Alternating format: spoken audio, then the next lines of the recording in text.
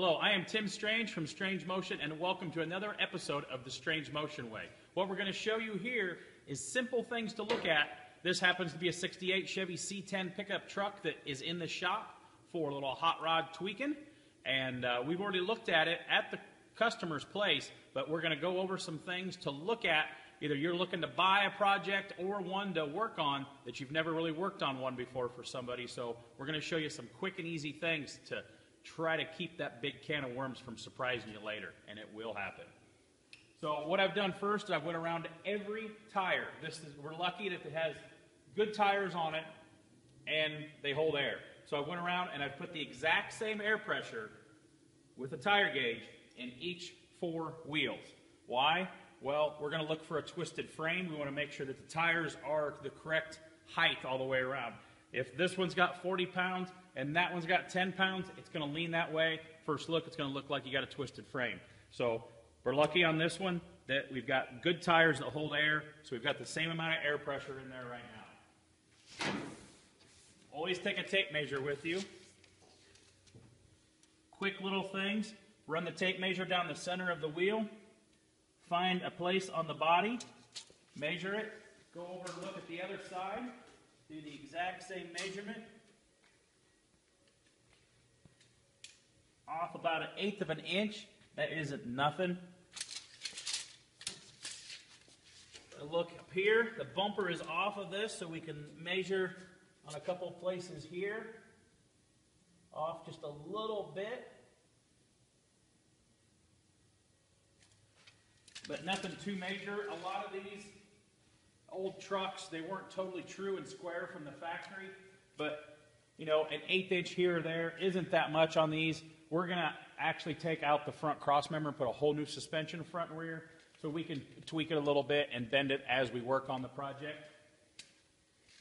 You want to do the same thing back here. Got a fender on one side, a fender on the other side that isn't there, so we can't really measure to the wheel opening. So we're going to stand back, we're going to look at the project and just give it an overall look. If it's in a barn or something and you're looking at it, you want to get it out so you can look at it from a distance. We're lucky we got a big shop here at Strange Motion. We can get back and look at everything. Well, the cab looks pretty good, but the bed has a twist to it. Well, don't overreact too much. This is a project that was started at the customer's shop in his garage. Threw the bed on it. The bed actually wasn't even on the project when I looked at it the first time. So we've got some pieces that there's a rubber pad underneath and some that it's not. So that's why that looks different. So we're going to measure the frame.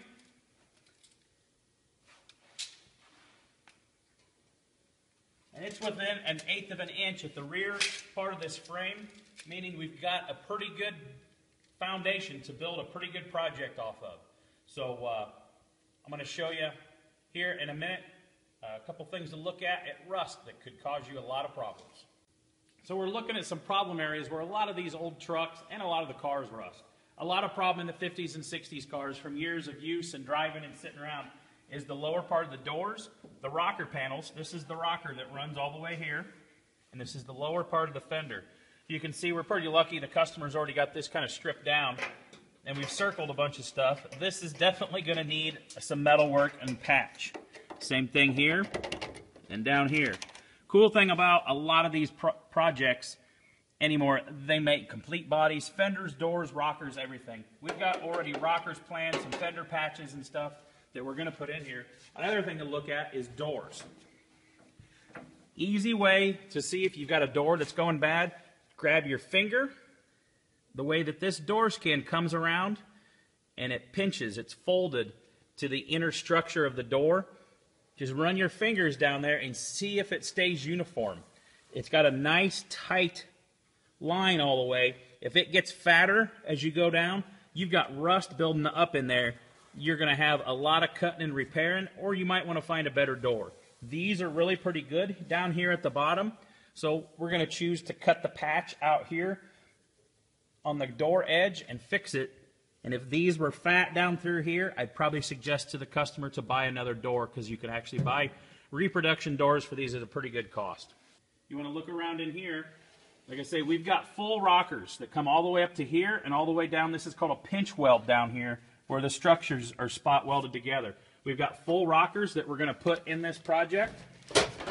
A lot of tin work that the customer already supplied. If there's carpet in it, you want to roll the carpet back and look. You can see there's a lot of rust, a lot of rough area here. This is nice back here, but you can see that there's been a window seal leaked through the years and has come down, and the moisture has just sat here and rusted. So we're going to fix the floors in this project also. Cab corners on these old trucks are another problem area. This really isn't that bad. They're really open back here, and there's a couple panels that end, so moisture, leaves, all kinds of stuff gets kicked up in here and sits. So this is a problem area in most all these trucks. This is a southern truck. We're in Tennessee right now, and you can still see how bad it gets. Well, I grew up in Illinois. They usually rust clear up to here in Illinois, so we're used to fixing all that stuff. The bed is really pretty good condition. It's got older paint on it. It's got some dings and dents, and really pretty good condition. You want to run your fingers around all here to see. It can look good from out here, and you can have wormholes from somebody smearing body filler through it. Like we've got another project in the shop like that. And these are really pretty good. Another thing you want to look at, just to make sure the truck hasn't had a major accident, is you want to look at some of the body lines and the door fit. Yeah, we're going to tighten up these gaps, weld metal on and all that, but you want to make sure that it's fairly uniform. I mean, you could have somebody that has replaced a door and a fender and the gaps and the adjustment's been off. But if you've got something like seriously hitting here and a big gap here, but it's uniform here, you've got some problems that you probably want to walk away from the project. Same thing, the hood's been on and off this thing a few times while the customer's worked on it. You kind of want to make sure that the hood fits in the opening halfway decent. Again, we're going to fine tune all that. That's the hours that it takes to build a quality hot rod, is getting all the gaps and the lines right. I want to walk around the whole project and look at it. This one looks pretty good. Doesn't look like it's had any major accidents. A little bit out of adjustment, but not too bad. Open the hood here, show you a couple more things to look at. One, these hoods get a lot of moisture in here. There's a double panel. You got the skin on the hood and the inner structure, and it gets moisture that sits in there. And you can see that this has a lot of rust holes along the front. We'll want to grind this down and see how much work's going to have to be done. We might want to get a new hood for the truck. So if you're outside looking at this in a barn, a shed, on somebody's property, you can crawl underneath and look at it. But since we're in the Strange Motion shop and we got the luxury of a lift here, we're going to put this thing up on the lift, shine a flashlight around there so you can see a little bit, and we're going to look at some areas from underneath there too. So here we got the truck up on the lift so we can get a better look at what we're looking at. We knew the outer rockers were bad, so the inner rockers are pretty decent on this, but as it goes into the floor pan, we've got some holes. It's the same way over on the other side. The old vehicles, you want to make sure you look at the floor bracing. This is a floor brace that comes out to the outer rocker. These are really pretty good. Same thing back here. A lot of 50s and 60s vehicles, these floor braces just rot really bad. The inside of all this is looking pretty good. We talked about some rust on the outside. It's a pretty decent project to start with here. We're going to use most of the frame on this thing. You can get a full reproduction frame for these. We're going to hot rod this thing, get it low, get an LS motor in it. These old trucks here, you want to look at these trailing arms, because a lot of these were old work trucks, so they took a lot of abuse or seen a lot of weather. These are actually really pretty good, but I think we're going to replace all the rear suspension in this thing to something a little more modern. Motor and tranny, you want to look for leaks. If you're going to save this motor and tranny, these were taken out and putting something else in. Same thing with this front suspension. These unbolt. There's a whole bunch of companies that make this whole cross member. This is your cross member that your A-arms, your springs, and all your suspension mounts off of.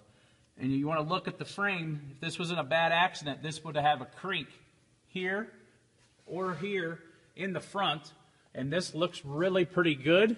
So that's why we've chosen to stick with the original frame on this, and we're just going to put some performance upgrades on this thing. Really pretty good project. Hope that helps if you going to look at a project. It's a lot of key areas to look at, and thanks for tuning in for the Strange Motion Way.